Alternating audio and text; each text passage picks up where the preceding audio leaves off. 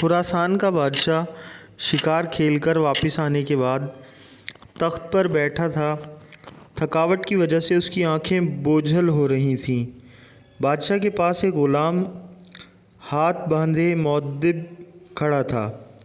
بادشاہ کو سخت نیند آئی ہوئی تھی، مگر جب بھی اس کی آنکھیں بند ہوتیں تو ایک مکھی آ کر اس کی ناک پر بیٹھ جاتی تھی، اور نیند اور بے خیالی کی وجہ سے بادشاہ غصے سے مکھی کو مارنے کی کوشش کرتا، لیکن اس کا ہاتھ اپنے ہی چہرے پر پڑتا تھا اور وہ ہڑبڑا کر جاگ جاتا تھا۔ جب 2-3 دفعہ ایسا ہوا تو بادشاہ نے غلام سے پوچھا، تمہیں پتہ ہے کہ اللہ نے مکھی کو کیوں پیدا کیا؟ اس کی پیدائش میں اللہ کی کیا حکمت پوشیدہ ہے؟ غلام نے بادشاہ کا یہ سوال سنا تو اس نے ایسا جواب دیا جو سنہرے حروف سے لکھے جانے کے قابل ہے۔